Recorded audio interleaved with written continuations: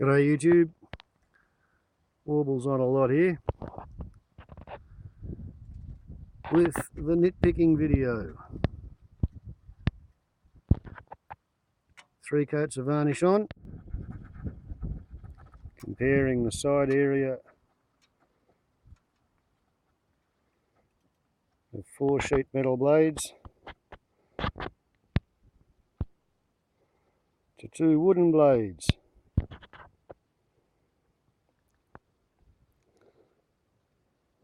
Having set myself the challenge to make something in wood which looks better than the sheet metal swat sticker and works at least as well, on the grounds that I reckon this thing might be perhaps 30-35% efficient, because it's got reverse helical pitch. It uses folded flat plates to approximate an aerofoil, and the aerofoil has what camber it has, its curvature, at the wrong end, because this is the direction that the air strikes the rotor at. Last time anybody tried to fly with an air screw as bad as that would have been Lawrence Hargrave in the 1880s, and his air screw was so bad that he concluded that flapping wings were better, and he gave up on propellers. And so I came up with something that's at least as advanced as what the Wright brothers were using.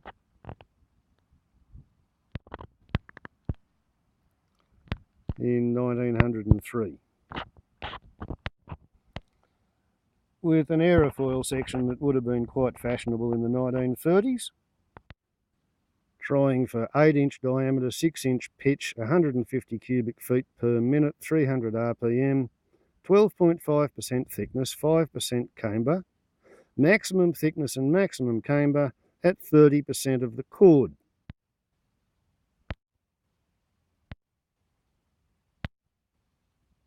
The chord is 1 inch, the diameter is 8 inches, so if we treat it as a wing, you've got an 8:1 aspect ratio. Aspect ratio pretty much approximates glide ratio, approximates lift drag ratio, so therefore we're talking a lift drag of about 8:1. So however much drag it produces, it should produce 8 times that worth of airflow. And I don't believe this thing is going to produce 3 times as much airflow as it produces drag. So if we accept that modern helical pitch air screws are between 85 and 92% efficient mechanically, either as air screws or turbine rotors, and if we accept that I may have achieved 75% efficient, then the homegrown hillbilly hardwood air screw can turn at half the RPM and still produce the same amount of air going through the disc. Yeah? If I've got 75% efficiency versus the Chinesium's 35% efficiency. And considering that the side area of the Chinesium blade works out to 1.622 square inches for the whole 4 blades of the fan, whereas mine comes down to 1.718 square inches per blade. It's fair to accept or expect that the wooden rotor is going to turn slower than the metal rotor. Maybe not 50% slower, but probably 25% slower, 30% slower. However, it may actually pump 20-30% more air, even at the slower RPM, because efficiency, 75 beats 35.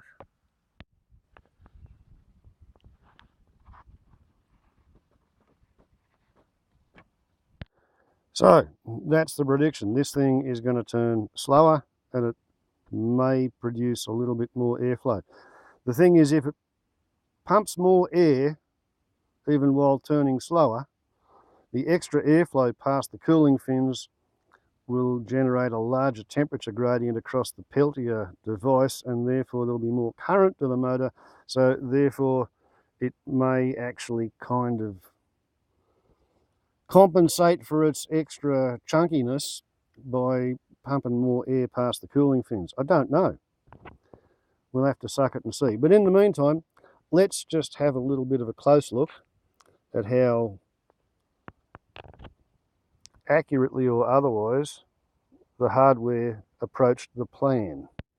Don't know whether it's going to show up on the phone camera, but on those laminae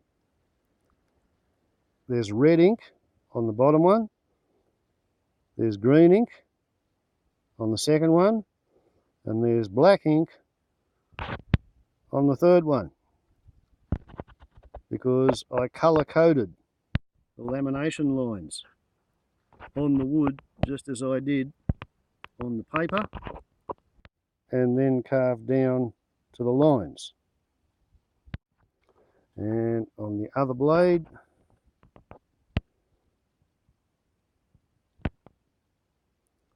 there's the red. There's a little bit of green out there, and there's a little bit of black in there. So that went pretty well. However, the glaring fault is in lamination 1, that top one, the one that's got the knot in it. That lamination is actually upside down on the blank. Think about it. If that piece of wood had been rotated like that, then the entire knot would be in the part of the laminae which is not in the finished propeller. So that was a mistake. And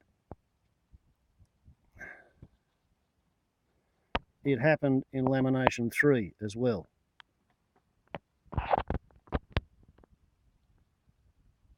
I sort of decided, when I realised I'd done the drawing on the wrong side of the wood, it'll be fine, I'll leave it in as a character feature. Mistake number 2 was that in both the red cedar and the black oak, one of the laminations went too close to the sapwood. You'll notice that this laminae of black oak is a lot darker than this one. That's too close to the sapwood. Oopsie. And the same thing with the red cedar. This is a lot redder than this. As you can see, this is the sapwood, and I went just a bit too close to it there because I was getting 2-inch wide planks out of the one quarter sawn cedar plank. The same thing happened with the Banksia. Because I was conserving my stock of timber, cutting 2 out of the length of the one, I wind up with colour and hardness variations in the timber. And then we come on to matters of mass and density. Do you see that row of little holes with one brass tack? That's a relic of the first wind turbine rotor I ever tried to make, when I didn't understand mass and density of sawn timber varies depending on whether the wood is from the trunk end or the crown end. Because the wood at the bottom of the tree has to support the weight of the wood at the top of the tree, so the wood at the bottom of the tree has to be stronger, so it's denser. And thus every straight grain sawn rectangular prism of timber will have a geometric centre, and when you pick it up by the geometric centre,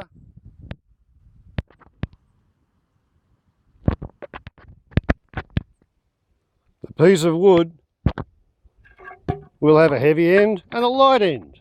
And the light end was up at the top of the tree and the heavy end was at the bottom of the tree. And if you don't know about that, you can carve yourself a rotor which just will not balance because you've got all the light wood on one tip and all the heavy wood on the other tip.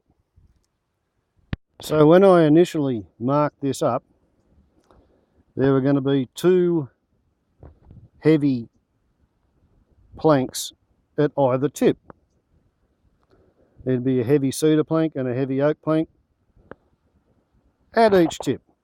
And I individually drilled the laminae so that I could then assemble the blank around the centre pin. And when I'd glued laminae 1 to laminae 2 and I did a trial assembly on laminae 3 and 4, I found that the centre pin was not actually centrally aligned. And after a lot of head scratching, I figured that the simplest possible way to rectify the situation would be to rotate laminae 3. And that would give me 3 heavy ends on one tip and 3 light ends on the other tip. And therefore, whereas blade B has the actual 12.5% thickness, blade A, which is the one that's got 3 low density planks in it, it's 18.5%, 18.75% thick. It's 3/16 instead of 1/8. So although this thing runs straight and tracks true, and although it balances in terms of mass, it will never be quite aerodynamically balanced. But considering that I haven't laminated and carved a propeller for 26 years, which would be that one, and I didn't design it, I copied it from a pusher propeller and rebuilt it as a tractor. And it's 27 years since I designed and built this one, and it had too much pitch. So carving too steep a pitch into a propeller is a bit of a tray with me, I'm afraid. But this thing at 4,000 RPM, it was doing 741 feet per second out at the wingtip, the blade tip, and that's about 660 miles an hour. Below that, 741 divided by 1.46 equals 507.5 miles per hour. It's 1/4 of an inch thick by 2 1/8, 2.125 inches divided by 0.25, 8.5, which is 11.7% thick. At 300 RPM, this will be doing 10.4 feet per second at the tip, 10.475 actually, divided by 1.46, 7.17 miles per hour tip speed. 500 miles per hour divided by 7.17, 69.7. So this is between 1% and 7% thinner in section than this is at the tips. And this runs at 70 times the airspeed that this does. So I don't really think thickness and section thickness and pitch is going to be too much of a problem. A word about the timber. Here's a piece of chainsaw milled cedar, which I cut for making crossbill rings, conserving the chainsaw tooth marks on the flat of the blade. Here's a thicker, chunkier piece of quarter cut cedar, and you have to quarter cut your timber, otherwise it pulls itself to pieces as it shrinks along the growth rings. And there we see the relationship between a quarter cut plank and the trunk that it came out of. Search my videos for quarter cut chainsaw milling if you want to see how this is achieved. This is quarter cut milled salvage recovery windfall timber, commercially extinct and very highly prized. It is not scrap wood. Scrap wood is the offcuts when you've made something else. Guess who spent a lot of time playing with his chainsaw? Yeah.